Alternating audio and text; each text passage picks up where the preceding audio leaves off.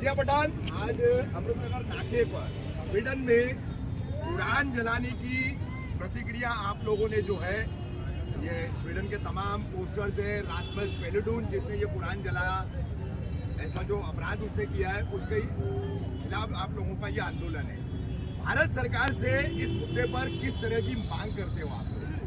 देखिए ये जो है ना पूरे वर्ल्ड में है ना इस्लामोफोबिया का एक ट्रेंड चल रहा है ना। जब देखो जहाँ देखो इस्लामोफोबिया के नाम पे कुछ ना कुछ आपको आजकल न्यूज़ देखने को ही मिलती है। किसी को भी आजकल हाईलाइट में आना है, टीवी में आना है, मीडिया में आना है तो वो लोग इस्लाम के खिलाफ कुछ बोल देंगे, कोई पब्लिसिटी स्टंट कर देंगे और उनको 2-4 मिनट की फेम मिल जाती है।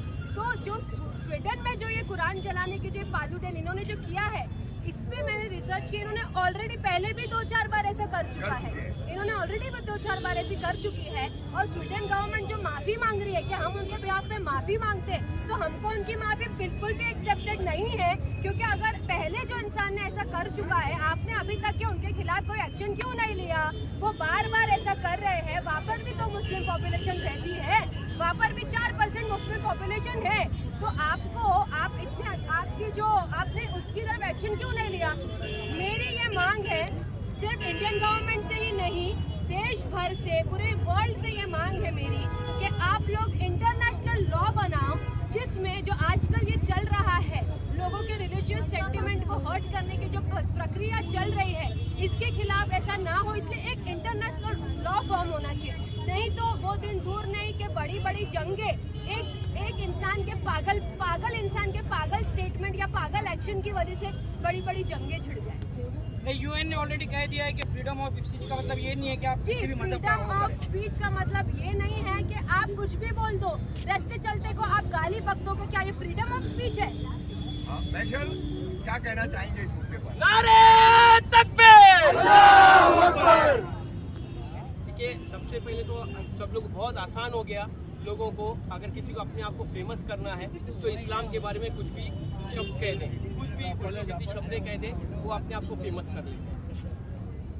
देखिए, मैं सब लोगों से ये एक कहना सस्ती पब्लिसिटी। जी, एक सस्ती पब्लिसिटी है, और मैं आप लोगों के माध्यम से मैं ये तमाम शहरवासियों को, बल्कि तमाम उलमाए आलम के लोगों से एक कहता हूँ कि मुसलमानों को एक होना बहुत ज़रूरी है। मुसलमान एक हो जाएं, चाहे वो कोई भी मुद्दे पे बात हो, अगर इस्लाम के बारे में बात हो तो हमें सबको एक होना बहुत ज़रूरी है, वरना ऐसे छोटे मोटे लोग, ऐसे लोग कुछ ना तो कुछ इस्लाम के बारे में कहते ही रहेंगे।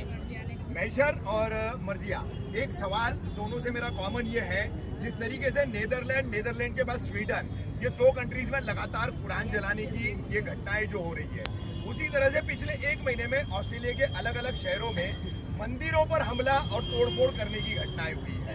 खालिस्तानी समर्थक का जो है तीसरी घटना में, अभी जो लेटेस्ट घटना है उसमें नाम सामने आया, तो कहीं ना कहीं अब ये मजहबी जंगे हर मुल्क को घेरे में ले रही है, तो हिंदू मंदिरों की तोड़फोड़ की दुर्घटनाओं पर क्या कहेंगे? देखिए, मैंने इसलिए आपको ये कहा कि आप एक इंटरनेशनल लॉ बनाओ कि किसी भी धार्मिक भावनाओं को ठेस पहुंचाने का ये जो एक प्रक्रिया चल रही है ये बंद हो जाए। और रही बात ये मुस्लिम लोगों का, तो ये आप देखिए ये बहुत फ्रीक्वेंट है, ये जो चीज है ये भारत में, भारत के बाहर भी बहुत ट्रेंड में चल रही है। और मैंने आपसे जैसे कहा, वो दिन दूर नहीं कि इस किसी के पागलपन, सिक, मेंटली इल या मेंटली सिक लोगों की वजह से जो पीस लविंग लोग हैं वो जो है हमेशा, देखिए हम तो मुसलमान तो इसके लिए उतरेंगे ही, पर जो हमारे साथ पीस लविंग लोग, जो अमन परस्त लोग हैं, वो भी हमारा साथ फॉर श्योर देते आए हैं और देंगे, क्योंकि बहुत हमारे देश में अमन परस्त लोग भी हैं जो ऐसी चीज़ों को सपोर्ट बिल्कुल भी नहीं करते हैं। और अगर इस्लाम पे बात आएगी तो हम अपनी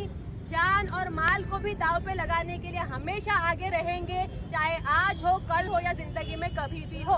पर हाँ, ये जो दुनिया में जितने भी ये जो स्टंट चल रहे हैं, इससे इस्लाम को एक रत्ती का भी फर्क नहीं पड़ेगा, क्योंकि आपके सामने कतर एक बहुत बड़ा एग्जाम्पल है, जहाँ पे पूरी दुनिया का सबसे बड़ा फीफा वर्ल्ड कप हुआ है और पूरी दुनिया के लोग आए हैं और वहाँ पे उन्होंने बहुत अच्छी बेहतरीन उन्होंने मेहमान नवाजी की है और वहाँ पर सुपरहिट फीफा वर्ल्ड कप हुआ है। ये आपके लिए एक तमाचा है, जो भी इस्लाम को गलत बोले या इस्लाम के खिलाफ बदतमीजी करे या इस्लाम को लेट डाउन करने की कोशिश करे, आप कोशिश करते रहो, पर इससे कोई इस्लाम को 1% का फर्क नहीं पड़ेगा। इस्लाम फैलता रहेगा और इस्लाम का बेहतरी होगा।